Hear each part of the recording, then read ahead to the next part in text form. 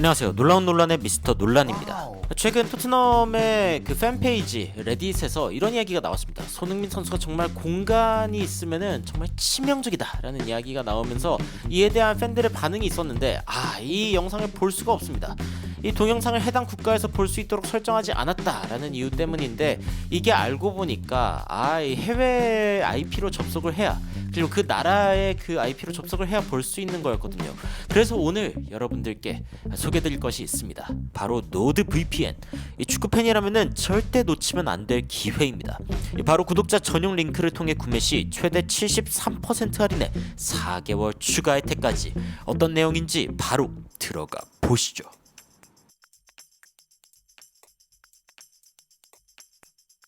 제가 여러분들께 이 VPN을 소개시켜드릴 수 있어서 굉장히 행복합니다. 저는 노드VPN을 정가로 이용한 지 벌써 3년이 넘어가고 있는데 정말 유용하게 쓰고 있습니다.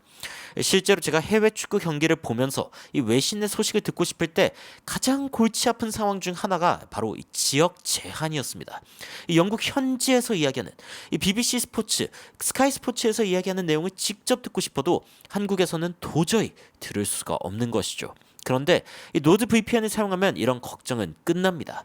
여러분들이 보신 경기를 해외에서 어떻게 중계하고 있고, 중계진들이 어떤 반응을 보이고 있고, 또 이에 대해 해외 프로그램들에서 어떤 이야기를 했는지 자유롭게 시청할 수 있는 것이죠. 저 역시 여러분들께 이러한 방식으로 영국 현지에서만 만날 수 있는 최신 뉴스들을 빠르게 전달드리고 있습니다. 뿐만 아니라 개인정보 보호와 보안도 요즘에 굉장히 큰 이슈죠. 그런데 이 해킹 걱정 없이 안전하게 인터넷을 사용할 수 있다는 점도 굉장히 큰 장점입니다. 이 VPN을 사용하여 나의 IP를 직접적으로 노출시키지 않고 혹시 모를 인터넷상에서의 공격도 막아주는 것이 바로 이 VPN이 하는 역할 중 하나인 것이죠.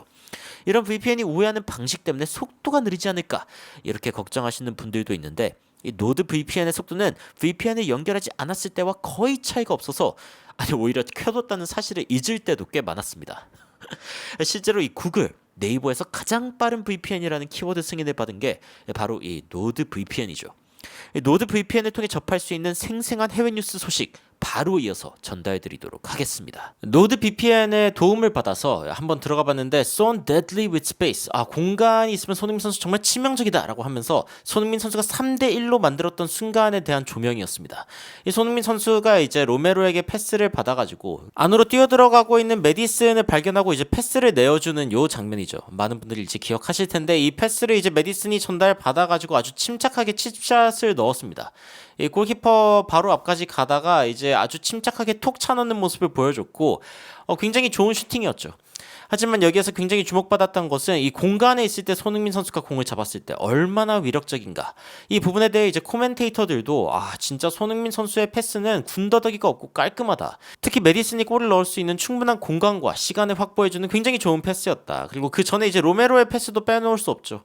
손흥민 선수가 들어가는 이 결을 그대로 살려가지고 주는 이 로메로의 패스, 이 손흥민 선수의 페이스를 믿고 있는 모습이고, 후반 이제 이게 경기 83분 때였으니까 손흥민 선수가 이렇게 뛰어가는 모습도 굉장한 그런 장면 중에 하나이긴 했습니다. 메디슨이 얼마나 기뻤는지 자기 셔츠를 벗어가지고 이 토트넘 엠블럼을 이렇게 딱 집어들면서 토트넘 짱이에요 짱, 이러면서 이제 이야기하는 그런 모습을 볼 수 있었죠.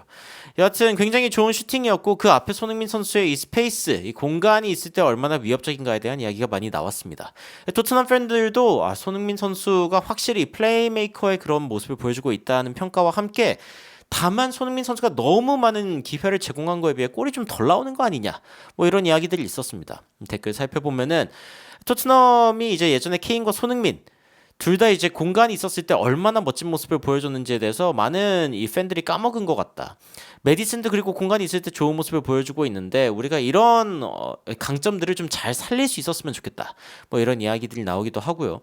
그리고 안제 포스테코글루 감독이 조금 더 상대방이 우리에게 좀 적극적으로 달려들도록 좀 어떤 시스템을 변화시켜야 되는 거 아니냐, 이런 이야기가 나오고 있는데 밑에 보면은 It's called scoring first. 선제골을 넣으면 되지 않냐.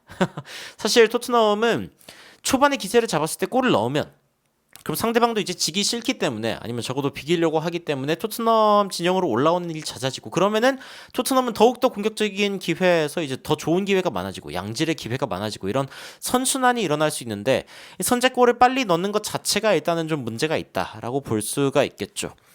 뭐 이번 브렌트포드전에서도 브렌트포드가 먼저 골을 넣은 것도 이제 두말할 필요가 없고, 손흥민 선수가 다른 선수들의 다리 사이로 슈팅이 아니라 패스하는 모습이 자주 보이는데, 야, 이거 운이냐 아니면 일부러 한 거냐.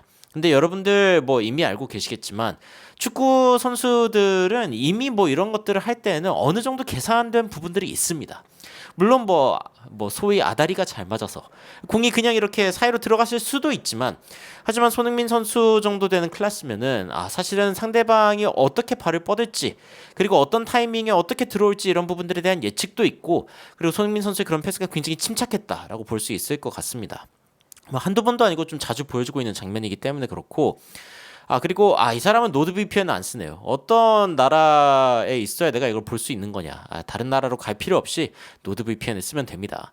자, 뭐 여러 가지 외신들의 이야기를 살펴보면은 이런 이야기들도 있습니다. 이 안제 포스테코글루 감독에 대해서 굉장히 부정적으로 생각하는 사람들이 있지만, 지금 리그 이제 순위는 10위이기는 하지만 점유율은 평균 1위, 크로스도 평균 1위, 페널티 에리어 안쪽으로의 패스도 1위, 유효 슈팅 수도 1위, 파이널 서드, 그러니까 공격 지역에서의 터치 횟수도 1위.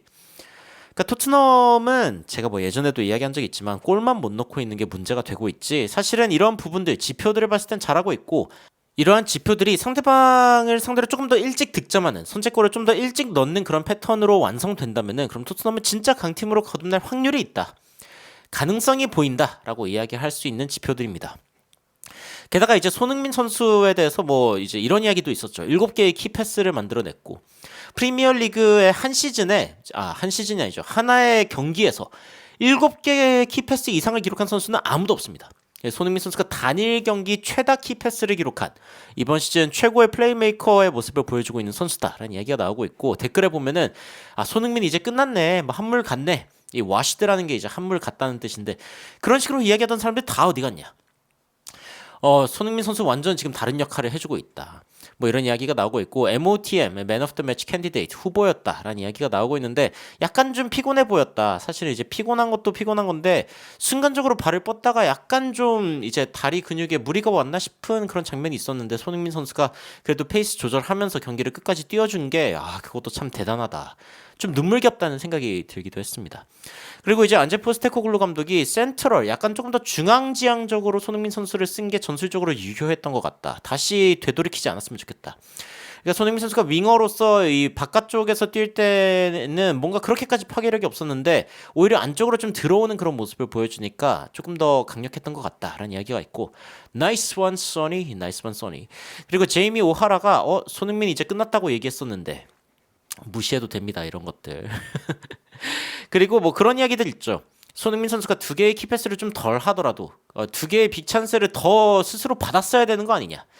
그러니까 키패스 만들어주는 건 너무 좋은데 요즘에 너무 unselfish하다. 게다가 이제 브래넌 존슨에게 줬을 때는 그 골이었어야 했는데, 여러분들 그 장면 기억하시죠? 손흥민 선수가 2명의 수비수 앞에 두고서 이제 손흥민 선수가 패스를 딱 주는데, 브래넌 존슨이 완전 비어있는 상태에서 골대 유효 슈팅을 기록하지 못하는 그런 상황들이 있었죠. 손흥민 선수가 7개의 키패스를 했지만 우리는 3개밖에 못 넣었다, 이번 경기에. 얼마나 우리 선수들이 기회를 낭비하고 있는지, 이런 것들을 볼 수 있다라는 이야기가 있었습니다.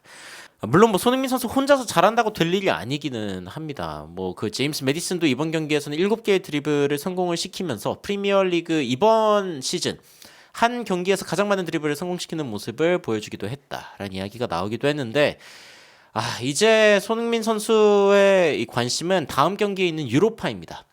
과연 토트넘이 이 리그에서 이긴 이 모멘텀, 뭔가 이러한 어떤 추진력을 다음 경기에서도 좀 가져갈 수 있을지를 지켜봐야겠죠. 손흥민 선수가 최근에 이제 한국 미디어에서 어떤 이야기를 했는지 살펴보면은, 모든 경기, 모든 대회는 열심히 할 이유가 있다, 도전을 해볼 만한 가치가 있다라고 이야기를 하면서 우리가 열심히 준비를 하고 있고, 그리고 우리가 이 대회를 아주 심각하게 받아들인다면, 진지하게 대한다면, 그러면 우리가 잘 할 수 있을 것 같다. 라고 이야기합니다. 그러면서 첫 걸음이 굉장히 중요하다. 첫 걸음을 어떻게 떼느냐가 굉장히 중요하다라고 이야기를 했고, 유로파가 됐건 카라바오가 됐건 FA컵이 됐건 프리미어리그가 됐건 우리는 모든 것을 다 바쳐서 경기해야 된다. 라고 이야기하면서 손흥민 선수가 다시 한번 전의를 불태우는 모습을 보여줬습니다. 손흥민 선수가 공격 포인트가 없고 또 팀이 이제 굉장히 힘들 때 좀 처진 모습, 뭔가 좀 표정도 밝지 않은 모습을 보여줬는데, 다시 한번 이제 이번에 공격 포인트를 멀티로 기록을 하면서 조금 더 이제 심정이 나아진 것 같은 그런 모습을 보이고 있거든요. 앞으로 다가올 이 카라바크와의 경기 9월 26일 한국 시간으로 이제 낮 12시 경기죠. 완전 보기 편한 시간대에 이제 진행될 예정이고, 그리고 이제 목요일 날 이 경기 다음에 일요일 날 경기가 있습니다. 토트넘은 연이어서 이제 맨유와의 경기가, 심지어 맨유 원정이기 때문에 토트넘 입장에서는 굉장히 좀 힘든 경기가 될 수 있는 상황입니다만, 과연 이 두 경기를 통해서 이 전에 경기, 이 브렌트포드와의 경기를 3대1로 이긴 이 추진력을 계속 살려서 나아갈 수 있을 것인지 한번 지켜보도록 하겠습니다. 오늘 소식 어떠셨나요? 이 노드 VPN을 통해 더 즐겁고 편리하게 해외 축구를 즐기시는 것도 잊지 마시기 바랍니다. 모든 링크는 영상 하단 설명란에 있으니 지금 바로 확인해 보세요. 그럼 저는 다음 영상에서 여러분들을 찾아뵙도록 하겠습니다. 이상 놀라운 논란 미스터 논란이었습니다. 시청해 주셔서 감사합니다. You are my sunshine, my only sunshine. You make me happy, home and away. And when it's pouring, you keep on scoring. So please don't take my Sony away.